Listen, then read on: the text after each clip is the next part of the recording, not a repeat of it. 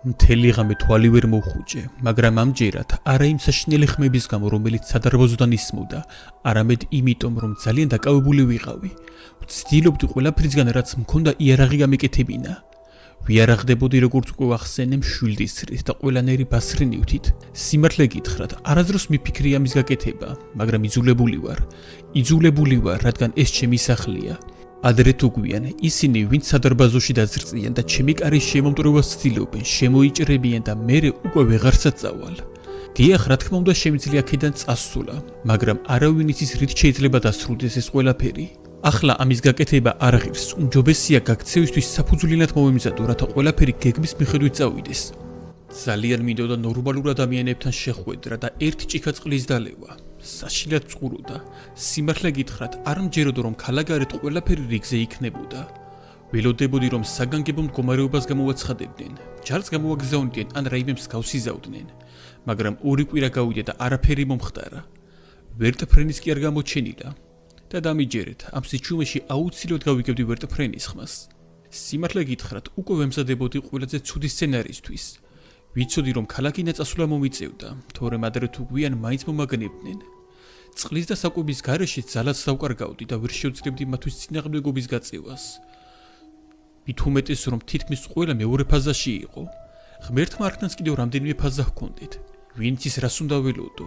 ამ ფიქრებში ვიყავი, როცა ისრებს ვთვლიდი და ბუმბულებს ვამაგრებდი. დილა ნადირობისთვის საუკეთესო დროა, რადგან ღამით ისინი ჭკუიდან გადადიან. ეს უკვე ვიცი. და ასევე ვიცი, რომ დრო სულ უფრო ცოტა მრჩება. გუშინდელი საშინელება არ მასვენებდა. თავში ბევრი კითხვა მიტრიალებდა, რომლებზეც პასუხი არ მქონდა. ვფიქრობდი, რა მოხდებოდა თუ ხვალ დილით ვიღაცის ბინაში კიდევ უფრო საშინელი რამეს ვნახავდი, მაგრამ ისიც წარმოუდგენელი იყო, რომ ადამიანებს ასეთი რამ დაემართებოდათ. ბოლო ის არიც დავამთავრე და კოლოფში ჩავდე. დანები შევამოწმე, თითქმის მზად ვიყავი. ცოტა ხნით დაძინება მინდოდა, რომ დილას ენერგიით სავსე ყოფილიყავი. როცა დანებს ვამოწმებდი და ისრებს ვთვლიდი, თავი ფილმის გმირი მეგონა. ეს თავდაჯერებულობას მატებდა, მაგრამ მერე ისევ რეალობა მახსენდებოდა და შიში მიფყრობდა. შეიძლებოდა ხვალ ამ სახლში სამუდამოდ დავრჩენილიყავი. გამთენიისას დაახლოებით 4 საათზე საწყლში ჩავწექი და ჩაძინება ვცადე, როცა უეცრად სადარბაზოს კარის ჟახუნის და ქალის საშინელი კივილის ხმა გაისმა. თითქოს ფანჯრების ჩამცხროვას ცდილობდა თავისი ხმით. შეშინებული წამოხვდი და დანაავიღე. ხმა ქვედასართულიდან მოდიოდა და ვიღაც სწრაფად ამოდიოდა კიბეებზე. საწყლიდან წამოხვდი, შვილი და ისარი ავიღე და კართან მივედი. ჩემს კართან ჩუსტებით სიარულის ხმა გავიგონე. 5 წუთის შემდეგ ხმა გაქრა და კარის ჟახუნის ხმა გავიგონე. ეტყობა ჩემი მეზობლები იყვნენ. რა ხდებოდა ღმერთო ჩემო, ამ საშინელებისგან ტანში ჟრუანტელმა დამიარა. თითქოს განგებარმაძინებენ. სანთელი ავანთი და სამზარეულოში გავედი. ისევ ვცდილობდი წყლის გაფილტრას, მაგრამ უშედეგოდ. წყალი ისევ შავი იყო, როგორც ნავთობი და საბოლოოდ ხელი ჩავიქნიე. წყურვილი კრიტიკულ ზღვარს აღწევდა, მაგრამ მაინც თავს ვიკავებდი, რომ ეს საზიზღრობა არ დამელია. სამზარეულოში ვიჯექი და ბნელ ქუჩას გავცქეროდი, როცა ისევ სადარბაზოდან ხმები გავიგონე. შვილს ხელი მაგრად მოვკიდე და კალიდორში გავედი. კართან რომ მივედი, ძლიერი დარტყმის ხმა გაისმა. შევხდი და უკან დავიხიე. დარტყმა განმეორდა და სადარბაზოში ისევ საშინელი ხმა ურიატყდა, როგორც გუშინ საღამოს. ხელნაკეთი იარაღს არ ვშორდებოდი, მაგრამ ვფიქრობდი, რომ პირველივე შესაძლებლობისთანავე იარაღის მაღაზიაში უნდა მივსულიყავი. მაღაზია შორს იყო, მაგრამ ნორმალური იარაღი მჭირდებოდა, რომ ქალაქიდან გავქცეულიყავი. იმედი მქონდა, რომ სადმე სუფთა წყალს ვიპოვიდი, წყაროს ან პატარა მდინარეს. ეს იმედი მაძლეოდა ძალას, რომ არ მეფიქრა სადარბაზოში მიმდინარე საშინელებაზე. დრო არ დამიკარგავს, ჩავიცვი ტანსაცმელი, ეკიპირება მოვირგე და ლოდინე დავიწყე. ველოდებოდი, როდის აწყნარდებოდა სადარბაზოში ვითარება. დილის 6 საათი იყო, ნელა-ნელა გათენდა. 20 წუთის განმავლობაში ჩემი ყველა გიჟი მეზობელი დაიშალა, როცა დაურწმუნდი, რომ სადარბაზოში არავინ იყო, სახლიდან გავედი. იქნებ მაინც შეძლო ამ სადარბაზოში ნორმალური ადამიანის პოვნა. იქნებ ვინმე გონიერი მაინც დარჩა. გადავწყვიტე, რომ მეზობელი ბინებიდან დამეწყო. მახსოვდა, რომ იქ ახალგაზრდა წყვილი ცხოვრობდა, რომლებიც ბინას ქირაობდნენ. ფრთხილად მივუახლოვდი ოდნავ ღია კარს. მშვილდი ხელში მოვიმარჯვე. კარი შევაღე და შევედი. სახლში თითქოს ყველაფერი რიგზე იყო, მაგრამ მალევე ოთახიდან ჩუსტების ხმა შემომესმა. იგივე ხმა, რაც წინა ღამეს. კალიდორში შევაბიჯე და სამზარეულოსკენ გავიხედე. იქ ვიღაც იჯდა, თითქოს ადამიანი.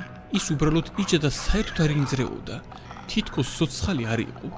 ხმები ისევ ისმოდა, ჩახშული, უცნაური ხმები. ღმერთო ჩემო, შვილი დავიჭირე. ის არის მოვიმარჯვე და მეორე ოთახისკენ გავემართე. ის რაც იქ დამხვდა, სიტყვის ვერ პოულობ.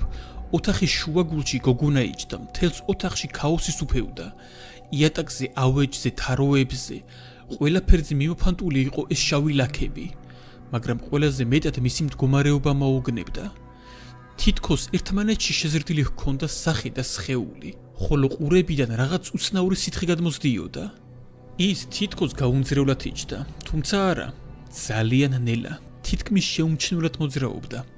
გავიყინე, ვუყურებდი სანამ მოულოდნელად არ წამოდგა და ჩემსკენ არ გამოიხედა. მისი მზერა სრულიად ცარიელი იყო.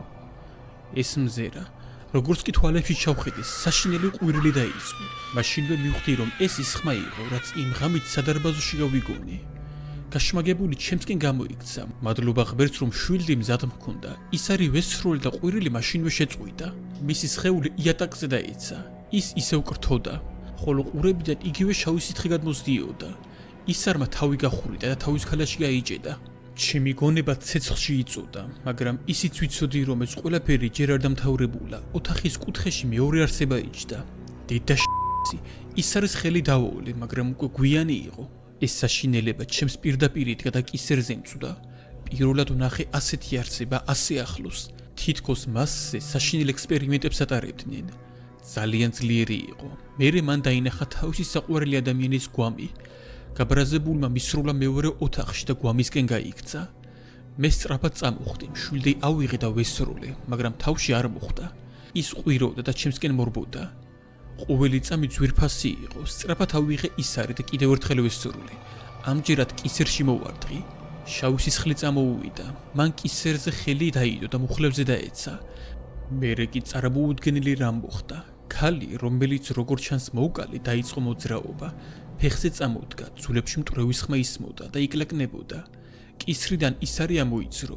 უცბად მისმა კანმა დაიწყო გამუქება და თითქოს ხელები ფორმას იცვლიდა. ნუ თუ ეს მესამე სტადიაა, გავიფიქრე შეშინებულმა, როცა ყელზე ნახურეთი სწრაფად შეუხორცდა. შიშმა მომიცვა. მივხვდი, რომ ან უნდა გავქცეულიყავი, ან ბოლომდე მიმიყვანა დაწყებული საქმე. მშვილდი გადავაგდე, დანებს ვეცი და მთელი ძალე დავიწყე ორივეს დაჭეხვა. სოფიანივით ურტყავდი მუცელში, ხელებში, ფეხებში, თავში, კისერში, სადაც კი მივწვდებოდი. ვურტყავდი მანამ, სანამ გაჭრილი სხეულიდან არ გადმოვარდა შიგნეულობის მსგავსი რაღაცეები, რომლებიც არაფრით ეკავდა ადამიანისას. თითქოს გამომშრალი იყო, არ ვიცი როგორ უნდა აღვწერო ეს ყველაფერი. როგორც ჩანს, ისინი უკვე მკვდრები იყვნენ. მათი ბინის შხრეკვა დავიწყე და სწრაფად ვაგროვებდი ყველაფერს. მათ სივარში ნახევრად დამპალი ხილი, ყველის ნაჭერი და გაშავებული კომბოსტო ვიპოვე. ხილიდან შიშველი ხელები წვენი გამოუწურე და პირში ჩავიგუბე. გემო რა თქმა უნდა საშინელი იყო, მაგრამ შიმშილის დროს მაღაზია ნაკლებად უდარდობდი. კიდევ ცოტა ხანს ვეძებდი საჭმელს, მაგრამ როცა ვერაფერი ვიპოვე, ბინიდან გასვლა გადავწყვიტე. მაგრამ რატომღაც გასვლამდე გადავწყვიტე, კარების ჭუჭურტანაში გამეხედა. ღმერთო ჩემო, რა კარგია რომ ის გავაკეთე. სადარბაზოში თითქმის ყველა ჩემი მეზობელი იყო. 10 ან მეტი იქნებოდა. ზოგი უკვე მესამე სტადიაში იყო, ხოლო ზოგიც პირველში და რაღაცის თქმა უნდათ. როგორც ჩანს, ქალის კიბილმა ყველა სადარბაზოში შეკრიბა. გარეთ გასასვლელი არ იყო და როგორც ჩანს, ჩემს სახლში ვეღარ დაუბრუნდებოდი. მაგრამ მოიცადეთ, ბინაში ძებნისას დივნის ქვეშ ლომი ვიპოვე. მთელი ძალით დავიწყე კედლის მტრევა. საბედნიეროდ, კედელი არც თუ ისეთი სქელი აღმოჩნდა. აქ ნანახის შემდეგ დარჩენის არანაირი სურვილი არ მქონდა. სახლში შევედი და ყველაფერი შევაგროვე, რაც შეიძლებოდა გამომდგომოდა. მედიკამენტები, დარჩენილი საკვები, ტანსაცმელი, ასანთი, სანთელი, ბატარეები, ფარნები და ასე შემდეგ. სადარბაზოდან გასვლა ვერ მოახერხე, ამიტომაც ფილმებიდან ასწავლი ხრიკი გამოვიყენე. კარადიდან ზეწრები და ტანსაცმელი გამოვყარე.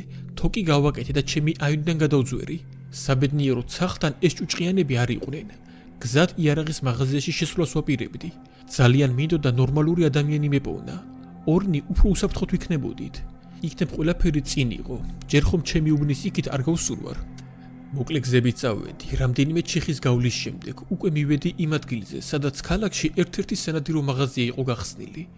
ეზოში ინფიცირებულები არ შემხვედრიან და საერთოდ მათი კვალი არსად იყო. მაღაზიასაც მივუახლოვდი, რომელიც რა თქმა უნდა ჩაკეტილი დამხვდა. სანამ ვფიქრობდი როგორ გამეიღო ვიღაცის მძერა ვიგრძენი. შევბრუნდი და ჩემს უკან ის არსება იყო, რომელიც ბინაში ვნახე, მაგრამ ის უკვე მესამე სტადიაში იყო გადასული. ძლივს გავარჩი ადამიანის ფორმა, ხელები მთლიანად სხეულზე ჰქონდა შეხორცებული. თითქოს საერთოდ არც კი ჰქონდა. თვალები უფრო დიდი ზომის იყო. ხოლო პირი ისეთი უზარმაზარი იყო, თითქოს შეეძლო ერთი კბენით ხელთან ერთად ნახევარი ტანი მოეკბიჭა. მასე ტანსაცმლის ნარჩენები ეკიდა. ის მარტო იდგა გზის შუაგულში და მიყურებდა. მერე თითქოს ხველა დაიწყო და პირიდან რაღაც გადმოუვარდა. მაღაზიის კარების გაღებას ვცდილობდი, მხოლოდ ერთი შესასვლელი ჰქონდა, არც ფანჯარა, არც არაფერი. ფანჯარა რომ ჰქონოდა, აგურს ვიპოვიდი, ჩაუნსხრევდი და ეგ იქნებოდა. კარის გაღებას ვცდილობდი, როცა არსებამ, რომელიც ჩემგან 10-15 მეტრში იდგა, ჩემსკენ უცნაურად მოძრაობა დაიწყო. ღმერთო ჩემო, ყოველი დღე უარესდებოდა. ყელში ბურთი გამეჩხირა, ხელები ამიკანკალდა, კბილები ამიკაცკაცდა მხოლოდ მისი მოძრაობის დანახვაზე. კანკალით ხელში ისარი ავიღე, სიბი დავჭიმე და მთელი ძალით ვისროლე. ისარი პირდაპირ შუბლში მოხვდა, რის გამოც არსებამ ისეთი კივილი დაიწყო, რომ ტანში ჟურვანტელმა დამიარა. სუნთქვა შემეკვრა, ხილის გულები გამიოფლიანდა. მეორე ისარი ამოვიღე, მაგრამ ნორმალურად ვერ უმიზნებდი. მაინც მოახერხე სროლა. ისარი ტანში მოხვდა. ბოლო ისარი დამრჩა და კიდევ ერთხელ ვისროლე. თითქმის თვალში მოვახვედრე. არსება ჩემგან 5 მეტრში დაეცა. იმედია, ახლა ნახევარი ქალაქი არ მოვა. ნერვიულობდი და ვცდილობდი რაც შეიძლება სწრაფად გამეტეხა მაღაზიის კარი. ფეხით ვურტყავდი და დაახლოებით 10 დარტყმის შემდეგ კარის საკეტი დასუსტდა. დანით საკეტი გავხსენი და ძლივს შევახციე. ჩემდა გასაკვირად, ცარიელი თაროები დამხვდა. დედა ემოციებს ვეღარ ვაკონტროლებდი. უბრალოდ გაბრაზებული კი არა, გაცოფებული ვიყავი. მაღაზიაში ჩხრეკვა დავიწყე. იმივედით რომ რაიმეს ვიპოვიდი და კარგია რომ ასე გავაკეთე. დამხმარე ოთახში სეიფი ვიპოვე. სალაროსთან კი მისი გასაღები. როგორც ჩანს, მისი გაღება დაავიწყდათ. სეიფში კი ისეთი რამიდო, რამაც განწყობა იმ წუთას ვეამიმაღლა. ძველი საბჭოური ორლულიანი თოფი. ქვემოთ კი ვაზნები ეყარა. ღმერთო ჩემო, დიდება უფალს, გავიფიქრე ჩემთვის.